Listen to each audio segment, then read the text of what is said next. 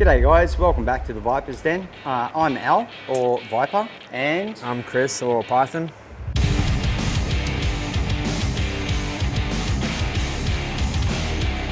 So guys, here we have the NWell MAC11, all metal construction, 1-to-1 replica. Very, very sturdy build, very, very pretty design. There is nothing more intimidating than hearing 25 rounds leave something in half a second. On semi, they still are a nice, reliable blaster, shooting around the 250 FPS, so not too bad, nice, accurate range. And 25 gels, you're gonna go round after round with that, especially in an indoor course. Like we said, this is my favorite blaster. A whole lot of action in a tiny package.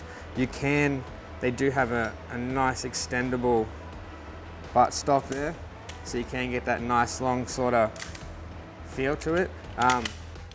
I do highly recommend you keep this blaster on safe when handling. It would be too easy to release onto yourself or someone else unsuspectingly. So safety with this one is key, being such a high rate of fire. CO2 magazine in this instance. That's it. As opposed to a gas magazine. So the CO2 goes into the small cavity in the butt of the magazine. There is an Allen key supplied with the standard blaster. Allen key size for across the gel blasters with the CO2. Screw that back in till she's nice and tight in this. And I believe with these ones, there's a bit of a trick to it, isn't there? Yep, so you want to get it nice and tight, reach around the magazine and give it one nice quick flick just to get it past that point of opening to not let too much gas out. Otherwise you're going to end up with less shots at the end. Yeah, like me, that's how I found out about it. I lost 2 CO2 cartridges before I learned that trick. And again with this one, we want to make sure we don't let the spring snap back to the top too hard. That is going to put excess and unnecessary wear on your mag lips. So now that we've got it on safe, bolt back, the magazine is ready to be put in. The blaster will not dry fire. So this blaster is set up so that it off safe, it will not dry fire. Yeah, don't do that to yours. We're just showing you for demonstration purposes. So when removing the magazine, it's recommended to put it butt down and hang on to the stock. It'll come out in one clean motion. If you try from there, sorry Al, it's gonna catch on the valve there. So flipping it up like that, it's gonna give you a nice clean entry and exit on the blaster, and also stop you from pointing it around at everyone. And just with loading these again, so I'll get you to put the hammer forward there, mate.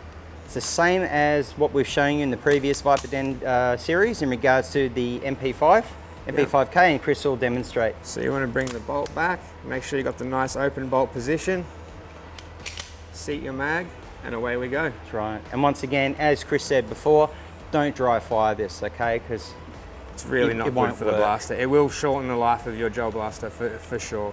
And once again, gel-wise, Super Velvets, Ozgel's red Super Velvets upwards are brilliant on these. Yep. And once again, the Ultra Gels, what are they called now? The Ultra Elites are going to work brilliantly in these. Extremely hard on formula. They are going to make this sing. So that is what we're recommending to run through this. And the gas we've been using and having excellent luck with, and we will show you with, is we carry the Umarex brand CO2 cartridges. These are food grade with the silicone in them, with a bit more, and obviously Umarex is an airsoft brand, as such, perfectly suited to gel blasters. The good thing about the MAC11, just like the MP5K, there are some good accessories for them. They're limited to what you can do, but there's an array of stuff you can do to personalize your blaster. So Chris, would you like to show what you've done to your personal one? So this is my personal Mac, pretty much bog standard. Got a little quick release swing and a little SLR flash hider just to top the front off.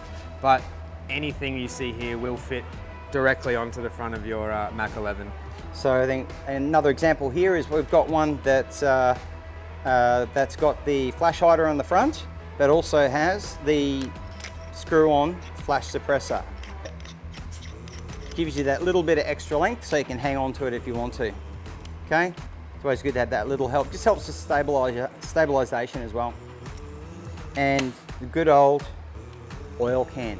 This oil can is wicked and it makes a fantastic sound. You don't even have to have a gel in it. It'll scare the crap out of everyone. And we've obviously got these items that can go in as well. So some bling if you want it. And we've got some other examples of silencers too, suppressors. If you like the Warden Surefire type stuff, we've got that and it'll fit on, as well as some Frogman stuff, US Navy SEALs. And yeah, the world's your oyster, basically. One of the other things we've got is the Spitfire, that people are familiar with. So what happens with this when it fires is that as the gels come out, the vapor gets lit up by the LEDs in the outside. And the advantage is it is actually a tracer unit as well. Now obviously at the moment tracer rounds are not strong enough for these, but you'll definitely get that flame effect, which is actually pretty funky. And once again, you actually get tracer rounds. Tracer rounds are being worked on to be made super hard as we speak. All right guys, so now that you've got your MAC11 out of the box, she's brand new, ready to give it a squeeze, there's a few things you want to do first just to run it in and make sure it's going to function properly. So right off the bat, we're going to pop it on safe, we're going to knock the charge handle back, we're going to take some silicone oil, we're just going to give it a nice little pump into the open bolt section, and that's just going to make sure that the nozzle's nice and lubricated and returns for us. So now that we've got that part ready to go, I'm going to take the mag, you're going to knock your base plate out, take some silicone, just regular old silicone grease, give it a little poke with your CO2, drop her in, and then you will need an Allen key. So you want to get it nice and firm and then finish her off. She will hiss slightly and then it should be all good after that. When you have pressure in your valve, she's loaded and ready to go.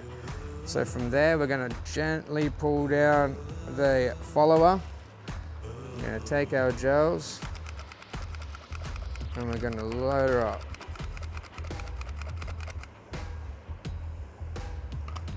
And there we have it, she's ready to rock. So from here, safe on, bolt back, mag in. All right guys, so now that this is ready to go, we're going to run through 2 mags on full auto. Now, without doing this, you will experience some issues with the blaster not quite firing properly. You want to give it 2 full straps on full auto just to get everything moving, get it all lubricated. Then it's safe for general use and it should function just as it's supposed to. So we do this on every MAC11 that we sell here at ViperTac, just to make sure that they're going to function for you when you get them home without having to worry about too much of it. If you are experiencing issues with your MAC11, a couple of good squirts on full auto and a nice lube up should get you in the right direction. If not, pop down and see us. Can't hurt to ask some questions.